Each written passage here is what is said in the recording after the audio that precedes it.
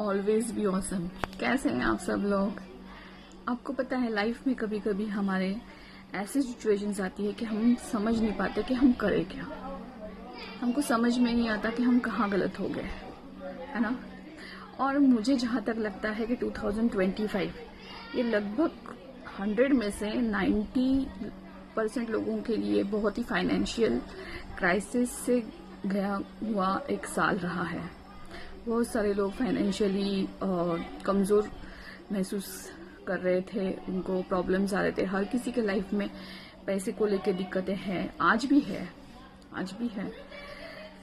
तो लाइफ में कभी कभी ऐसी सिचुएशंस आती है कि हमको अपनी रिस्पॉन्सिबिलिटी की वजह से हमको कुछ चीज़ें करनी पड़ती हैं और हम करते जाते हैं। लेकिन जब कभी हम कमज़ोर हो जाते हैं, हमारी कमज़ोरियाँ आ जाती हैं या हम कमज़ोर हो जाते हैं कहीं पे और हम फाइनेंशियली वीक हो जाते हैं, हम वो रिस्पॉन्सिबिलिटी के टाइम पे हम अगर ठीक से नहीं निभा पाते हैं तो फिर हम बुरे बनते जाते हैं।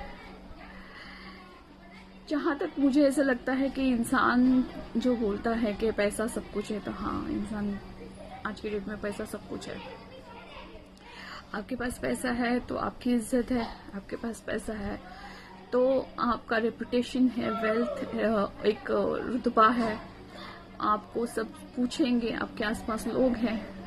अगर आपके पास पैसा नहीं है तो आप कुछ भी नहीं हो, कुछ भी नहीं।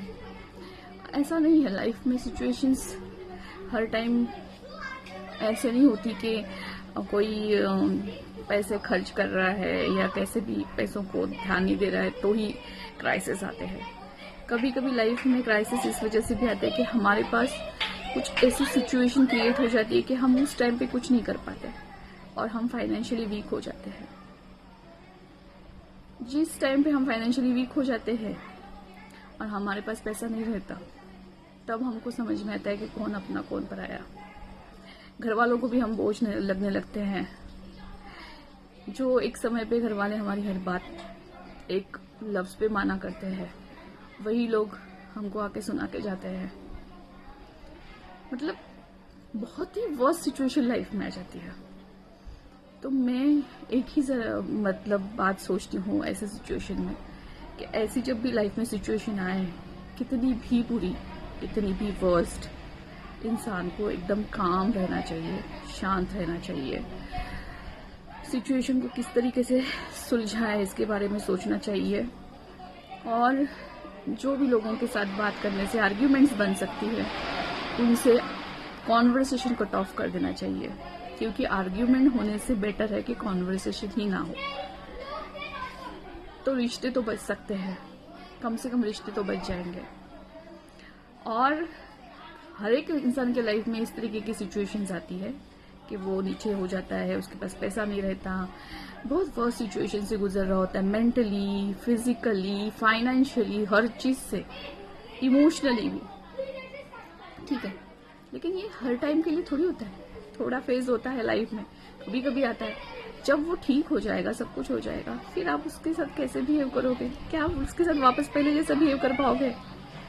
हाँ, इसलिए जब कोई इंसान ऐसा डूब रहा है, टूट रहा है, तो उसको और तोड़ने के लिए मजबूर मत करो, उसको सपोर्ट करो, उसको आगे बढ़ने की कोशिश कराओ, उसको पॉजिटिव रखो। कुछ उसको फाइनेंशियल हेल्प नहीं कर सकते तो कम से कम मॉरली सपोर्ट करो, है ना। तो ये बहुत जरूरी होता है। अगर कोई स्ट्रांग है तो इसमें से वो तर जाएगा, वो निकल जाएगा। और अगर कोई इमोशनली कमजोर हो, मेंटली कमजोर हो, तो पता नहीं वो क्या कर लेगा। तो इंसानों को गंवाने से बेटर है कि इंसानों को बचाओ, उनको सपोर्ट करो, उनके लिए खड़े हो जाओ।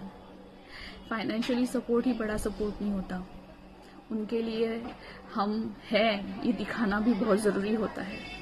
बस इतना भी अगर आप करोगे ना, तो भी वो उसकी हिम्मत बढ़ जाती है और वो कुछ कर सकता है। इसके बारे में ज़रूर सोचना।